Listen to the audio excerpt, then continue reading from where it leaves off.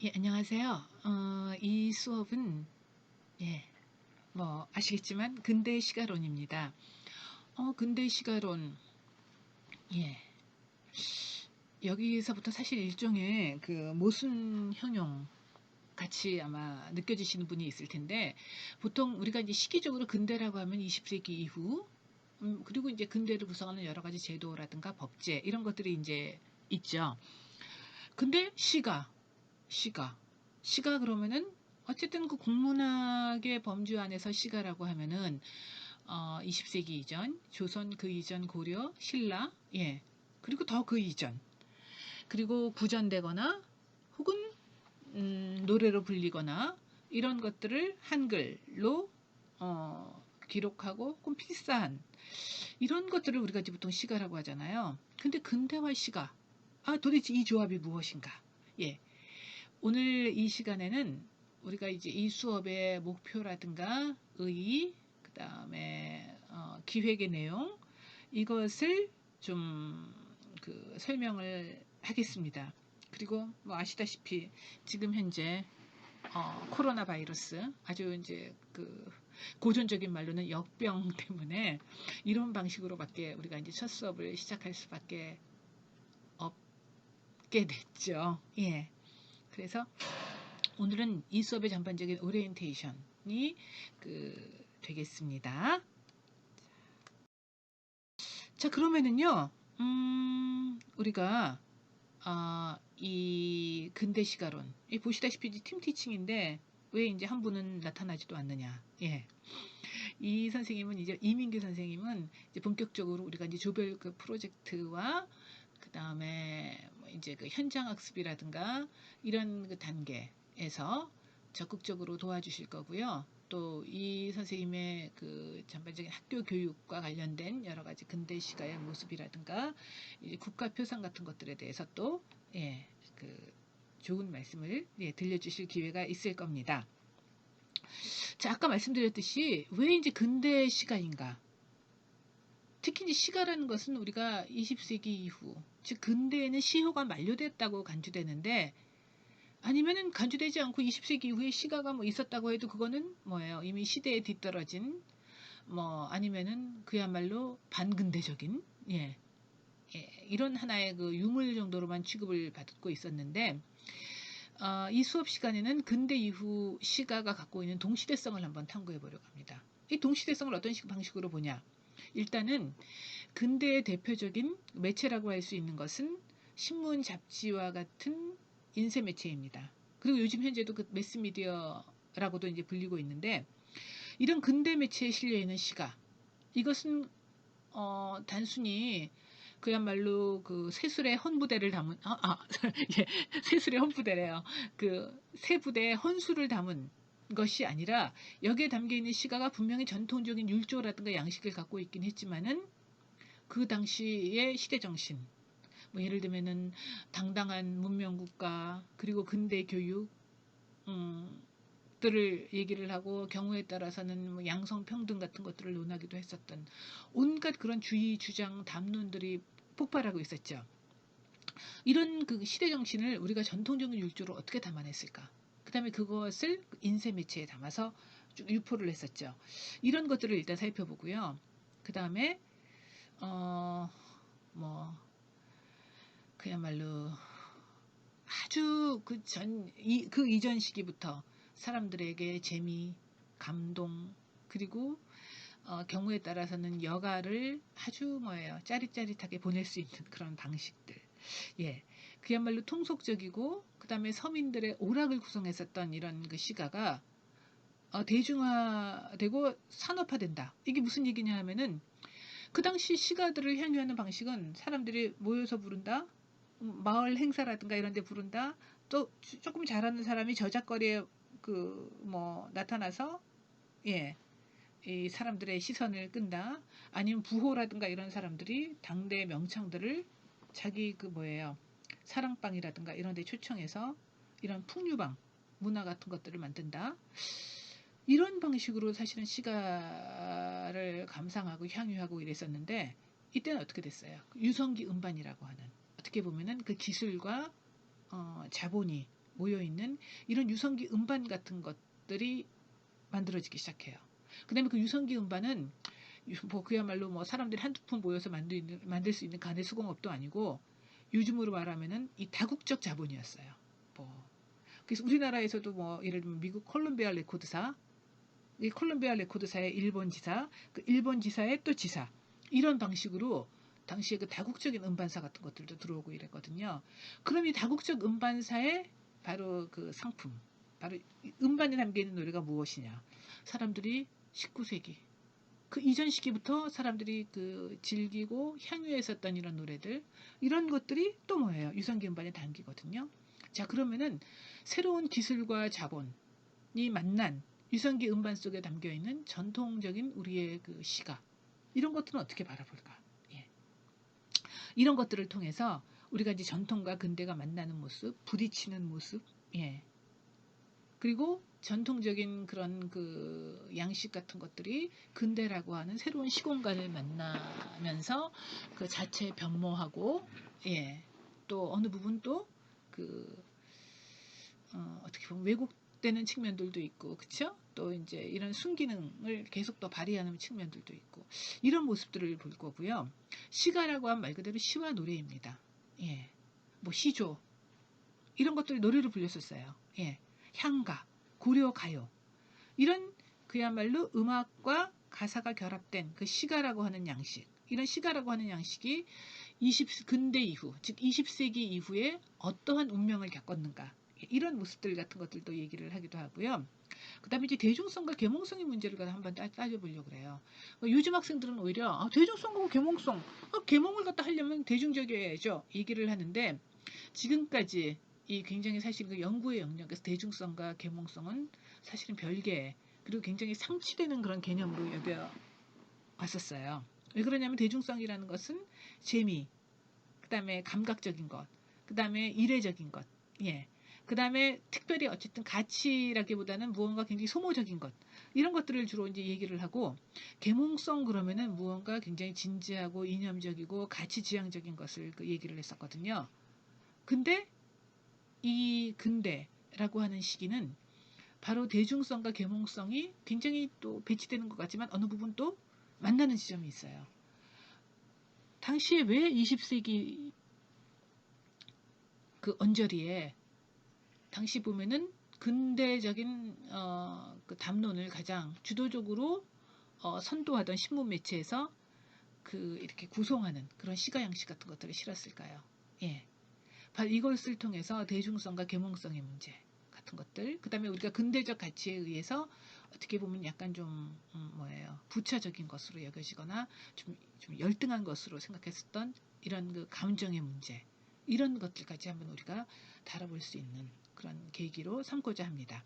그리고 이 수업에서 따로 선수학습 같은 것들은 없지만은요, 되도록 고전문학과 기초 과목을 이수하고 들으면 조금 더 이 수업을 조금 풍부하게 들을 수 있는 그런 하나의 그 방식이 되지 않을까 싶어요. 왜 그러냐면 도대체 고전문학이란 무엇이고 어떻게 구성되고 고전문학에 들어가 있는 장르는 무엇이고 아무래도 이런 것들을 조금 알아야지 이 그 수업에서 이 전통과 근대가 어떤 식으로 그 연계가 되는지를 좀 알 수 있지 않을까 싶습니다. 예. 우리 이제 강의 운영 방식은 뭐 지금은 현재 무슨 사이버 대학처럼 이렇게 온라인 강의를 하고 있지만은 원래 가장 그 중요한 방식은 이런 대면 강의 같은 것들을 통해서 뭐 질의응답을 하고 이랬어야 했으나 지금 현재는 어쨌든 온라인 강의로 대신합니다. 그리고 이제 여기 그 조별 토론과 프로젝트가 있어요. 그리고 조별 토론과 프로젝트에서 무엇을 하냐 하면은 시가와 근대, 라고 하는 조합을 가장 전형적으로 보여주는 결정적인 장면이라든가 작품 같은 것들을 선정을 해서 이제 수업 중에 한 3차례 정도 그 조별 토론 시간이 있을 텐데 조별 토론을 거쳐서 그 결과물을 PPT를 하든 동영상을 제작을 하든 무언가 하나의 새로운 창작물을 만들어내든 이런 방식으로 제작해서 발표를 합니다. 그리고 이 조는 아무래도 이제 그 수강 변경 기간이 지난 다음에 이제 구성을 할 텐데 이 역병이 좀 가라앉으면은 예, 좀 잠잠해지면 직접 대면을 해서 이제 그 뭐예요? 그 조별 토론 같은 것들을 하고 일단 조가 구성이 되면은 단톡방이라도 하나 급하셔서 수시로 좀 예, 소통을 하셨으면 좋겠습니다. 그리고 이제 현장 학습이 2차례 여기 예정돼 있어요. 이것도 역시나 반드시 이번 학기 안에 예정된 2번의 현장 학습이 무사히 진행되었으면 좋겠습니다. 현장 학습은 제 2차례 하려고 하는데요. 먼저 덕수궁 황구단 정동 일대를 한번 가고요. 2번째는 국립한글박물관에 가서 노랫말 전시를 한번 보려고 해요. 근데 이제 그 덕수궁 황구단 정동은 왜 그러냐 하면 일단은 덕수궁. 예. 지금 대한문이 있고 요즘 거기에는 각종 시위 뭐 이런 요즘은 이제 역병 때문에 좀 가라앉았죠. 각종 그 시위라든가 뭐 이런 그 농성 뭐 이런 곳에 어떻게 보면 메카 같이 돼 있는데 이 덕수궁은 워낙 조선 시대에는 일종의 별서, 별궁 같은 곳이었죠. 예. 그랬다가 1897년 당시 고종이 이제 황제국, 고종 황제, 대한제국을 선포하면서 스스로 황제라고 자칭했죠. 그러면서 그때부터 이 덕수궁은 대한제국의 법궁이 되었습니다. 근데 대한제국의 법궁이 됐었고 이 덕수궁을 가보신 분은 알겠지만은 덕수궁은 조선시대 전통 궁궐 양식인데 그 안에 보면은 석조정과 같이 서양 고딕 양식의 건물이 들어와 있어요. 예. 바로 뭐냐면은 동과 서, 전통과 근대의 어떻게 보면은 조합을 보여주는 곳이죠. 그리고 또 환구단이라는 곳은 어디냐? 덕수궁 그 대한문에서 이렇게 쭉 마주 보면은요, 조선 호텔이 보여요. 예. 그래서 조선 호텔 뒷뜰 안에 그 일부가 보존되어 있습니다. 이 황구단은 대한제국의 바로 발상. 예. 고종 황제가 대한제국이 이제 그 설립되었음을 하늘에 알리는 고유제를 지냈던 곳이죠. 예. 그러니까 이것은 결국 뭐냐면은 이것도 역시 굉장히 상징적인 건데 원래 동양적인 전통에서는 황제는 천자라고 불렀잖아요. 천자라는 것은 천명을 받은 자입니다. 바로 이 환구단은 스스로 황제가 되면서 천자로서 천명을 받드는 그런 의식을 진행했던 곳이죠. 예. 그러니까 사실은 여기서부터도 이 예전에 그 황제국 예, 이런 그 모습들이라든가 이 뭐예요 동서가 뒤섞인 예, 덕수궁 예, 이런 모습들 같은 것들을 통해서 전통과 근대를 알 수 있고 또 동시에 또 뭐냐면은 이 대한제국 아까 말씀드렸죠 황제국 예, 이 황제국이라는 것은 물론 이제 이 그 아까 말씀드렸듯이 이 지금까지 중국에 대한 4대의 예를 갖다가 이제 중지하고 우리가 스스로 황제가 되는 거죠. 예.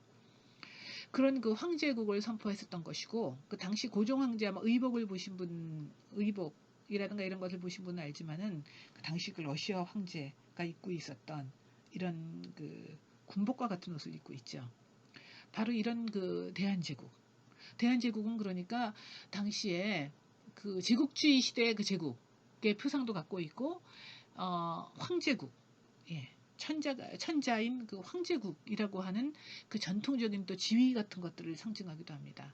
그런 그 제국의 꿈을 상징하던 그 곳이 바로 덕수궁과 황구단인데 동시에 이 대한제국이라고 하는 시대, 예, 1897년부터 1910년 바로 그 시기는 뭐냐면은 주권 국가에서 식민지로 어떻게 보면 국가의 운명이 수직 강화했었던 그런 비운의 시기이기도 합니다. 작년 재작년이죠. 그 드라마 그 미스터 선샤인 보셨는지 모르겠지만은 바로 그 미스터 선샤인에서 그리고 있던 시대가 바로 이 대한제국입니다. 예, 황제는 있지만 사실 보면은 황제는 예, 마치 그 뭐예요, 굉장히 무기력한 그런 모습이고 주변 열강들이 거의 보면은 내정에 간섭을 하고 있었죠. 그럼 그 정동은 무엇이냐? 바로 그 외교거리였습니다. 예. 당시에 외국 공사관들이 있고 그 다음에 외국인들이 거주하던 곳입니다. 그래서 이 정동에는 보면은 지금도 당시에 대표적인 그 열강 국가였었던 미국, 영국 공사관이 아직도 지금 대사관이죠. 예.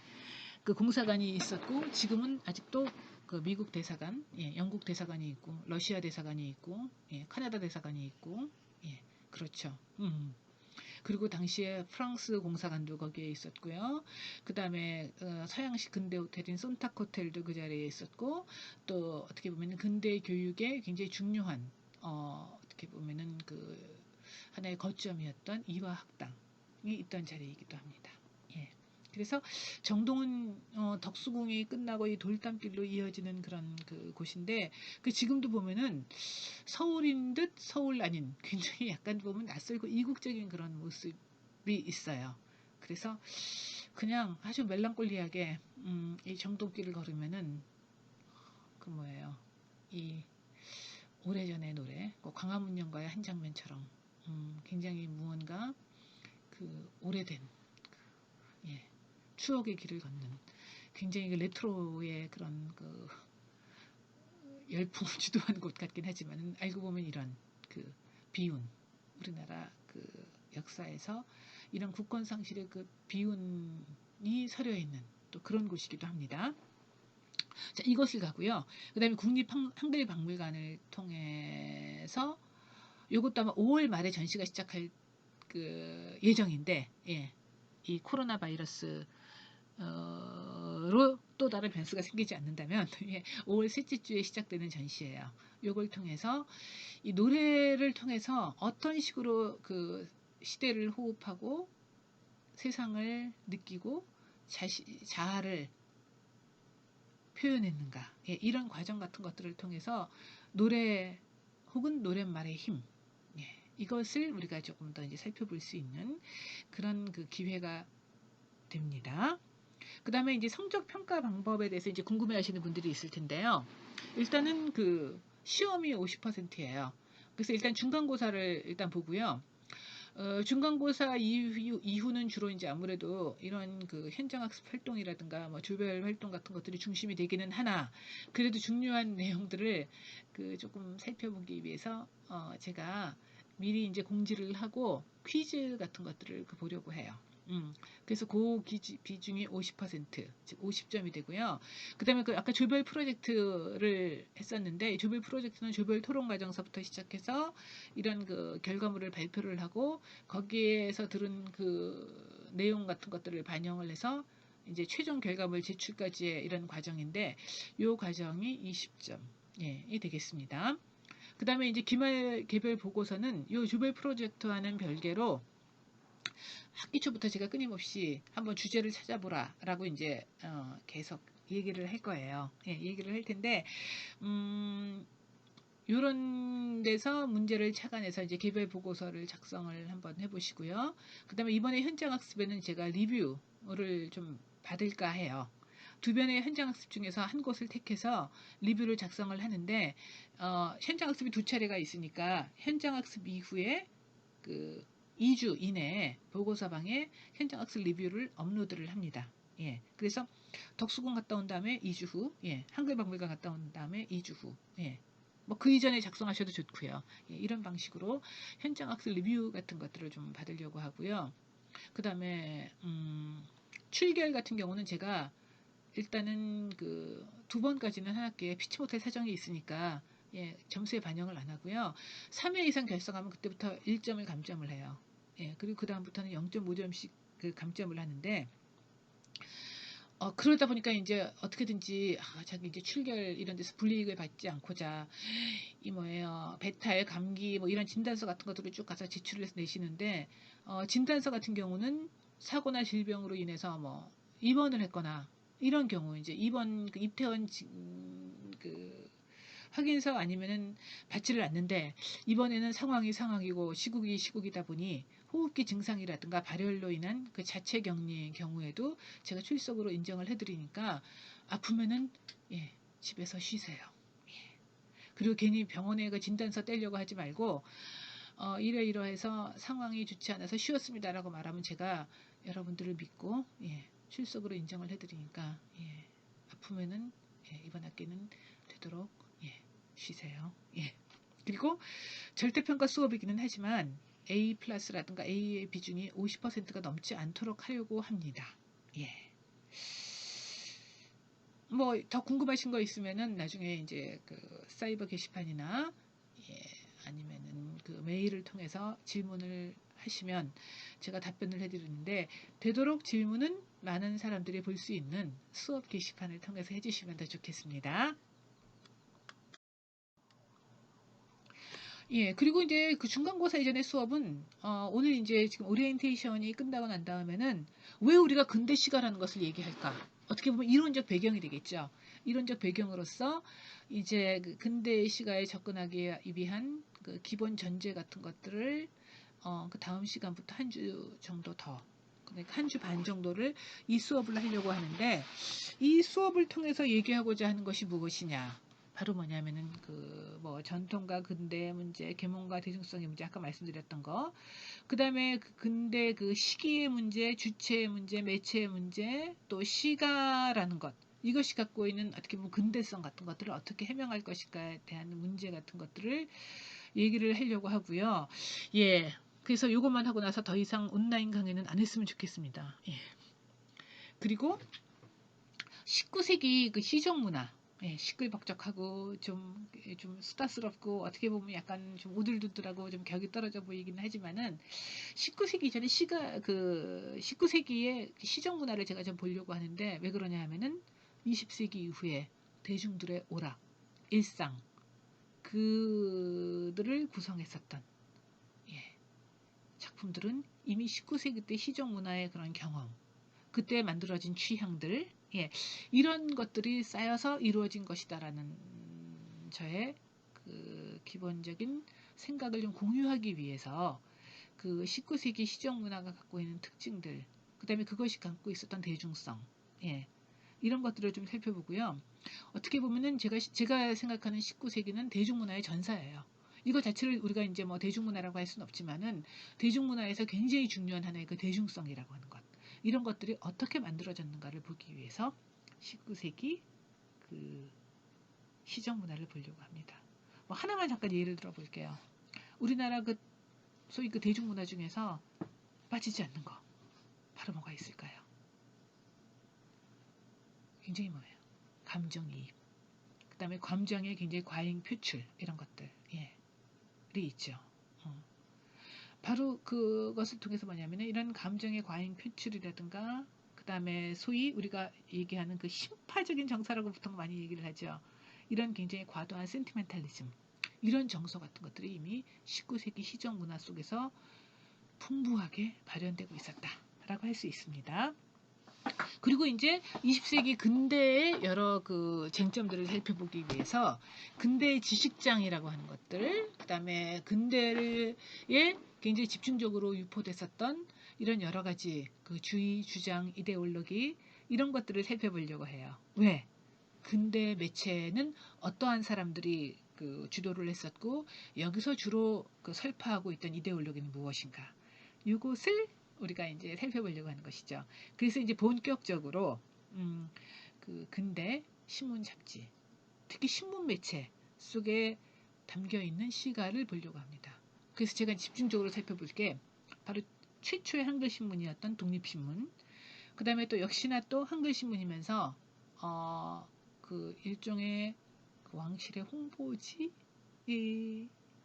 하면 좀 그렇고요. 어쨌든 예. 역시 한글 신문으로서 특히 여성 독자들을 주요 독자층으로 천명을 했었던 제국신문, 그리고 또 시가뿐만이 아니라 우리 그 근대 언론사를 얘기할 때 빼놓을 수 없는 바로 대한매일신보. 예. 이 작품 속에 실려 있는 시가 작품을 통해서 이런 전통과 혁신의 문제, 그러니까 전통적인 시가 장르가 근대 저널리즘과 어떤 방식으로 만나는가 이런 방식을 살펴보려고 합니다. 중간고사 이후에는요, 이런 그 저널리즘 소재 시가를 갖다 계속 살펴보고요. 동시에 또 무엇을 보려고 하냐? 아까 말씀드렸던 그 19세기 때 만들어졌었던 대중성 이런 것들이 본격적으로 유성기 음반, 그다음에 근대적인 극장, 경우에 따라서는 라디오 방송국 이런 매스미디어와 만나면서 어떤 식으로 대중화되고 산업적인 영역으로 들어가면서 근대적인 오락을 구성을 하는가. 예. 한마디로 전통적인 시가의 대중문화화, 예, 과정 같은 것들을 살펴보려고 합니다. 그래서 뭐 여기에는 1930년대 그 전통 문화의 대중문화를 가장 대표적으로 보여주는 그 일종의 대상이 바로 그 기생 언니들이거든요. 예. 아마 다른 수업 같은 데서 뭐 그 보셨는지 모르겠지만은 이런 그 기생들이 배우라든가 모델이라든가 가수로서 특히 가수로서 엄청나게 뭐예요 그 많이 데뷔를 해요. 그 인기를 그 아주 끌면서 당시에 요즘으로 말하면 이제 그 셀럽이 되는 거죠. 예, 이런 모습들이 바로 뭐냐면은 전통 가요의 바로 대중화, 대중문화화 같은 것들을 대표적으로 보여주는 장면이 되겠습니다. 그리고 이제 사이사이에 그 조별 토론의 과정 같은 것들이 그 들어가 있죠. 그래서 이제 일단 주제 찾기 어렵고 어떻게 해서부터 손을 대야 될지 모르겠습니다라고 할 때 여기 뭐야 우리 홍반장이 아니고 이민규 선생님이 적극적으로 개입을 해서 도와주실 겁니다. 그리고 이제 그 결과물을 가지고 이제 발표를 하고요. 예. 그러면서 우리의 수업은 대망의 그 종강을 향해 나아가는데 이 모든 것은 역병이 한 적어도 4월에는 좀 잠잠해지면 예정대로 요 순서대로 이루어지고요. 상황에 따라서 이것은 조금 변화가 있을 수 있다라는 거 말씀드리도록 하겠습니다. 이 근대 시가로를 통해서 전달하고 싶은 내용이 무엇이냐? 제가 이것을 말씀드리기 위해서 이 장면을 들고 왔는데 제가 일단 읽어보겠습니다. 낭송. 자, 가을바람 선뜻 보니 임타신자 총살같이 신장로로 달아간대. 산반머리 홀로서서 멀리 큰 길 바라보니 서린 눈물 앞을 가려 차는 고만 아니 베고 하늘만 빙빙 돌아 무정한 이미것만 가고 나니 더욱 서러. 자, 시골 색시 서른 타령입니다. 여기서 이 시골은 어디냐? 경상북도 저쪽 그 내륙 아직 그 당시였고요. 이 시기는 뭐냐면 1930년대예요. 그리고 이 사람이 그 만들었었던 양식은 당시에 조선시대 때부터 부녀자들 사이에 부송되고 필사되고 향유됐었던 그 규방가사라고 하는 특히 이제 그 여성들 사이에서 많이 불리던 가사 양식입니다. 고조문학 맞아요. 근데 시기는 언제예요? 1930년대로 보통 예상을 하고 있어요. 자, 1930년대는 이미 뭐예요? 문학에서는 근대의 모든 징후들이 다 나오죠. 그 문인들도 나오고 또 외국 유학을 경험한 사람들도 나옵니다. 여성들 이미 그때 근대 교육을 받은 신여성들이 나와요. 그리고 모든 근대에 관한 논의든 이들을 중심으로 구성이 돼 있었습니다. 근데 그럼 1930년대 이런 그냥 그야말로 고풍스러운 규방가사 이거를 통해서 얘기한 이 경험은 도대체 우리가 어떻게 이해를 해야 될까요? 자, 그러면 일단은 여기서 드는 궁금증 이 장면 어떤 장면인지 이해하시겠어요? 자, 이분은 남편이 샥 차를 타고 신장로로 달아났죠. 그 신장로는 뭐예요? 그 자동차가 다니기 새로 닦은 길이죠. 바로 근대의 표상입니다. 자, 그럼 이 부인은 뭐예요? 남편이 떠난 그 길을 멀거니 바라보면서 이 산반머리 반머리에 서서 남편이 떠난 길을 바라보면서 눈물을 짓죠. 왜?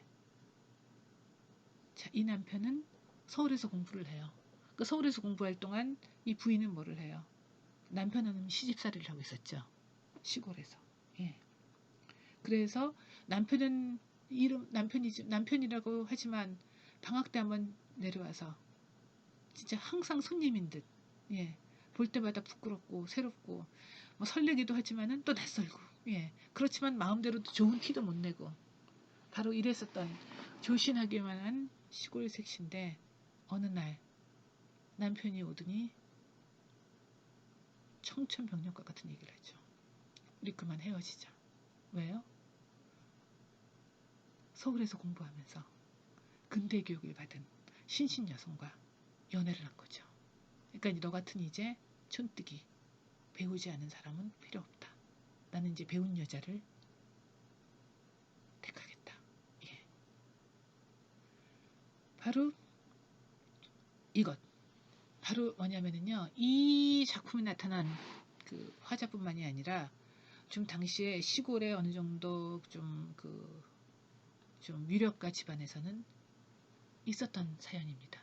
우리가 근대에 스캔들로 굉장히 유명했었던 스캔들 하면 우리가 그 극작가 김우진, 그리고 소프라노 가수 윤심더, 그리고 그의 유작 사회찬미, 뭐 아마 이 얘기에 대해서 들어보셨거나, 예, 아니면은 작년 재작년이죠. 그 드라마로도 만들어졌었어요.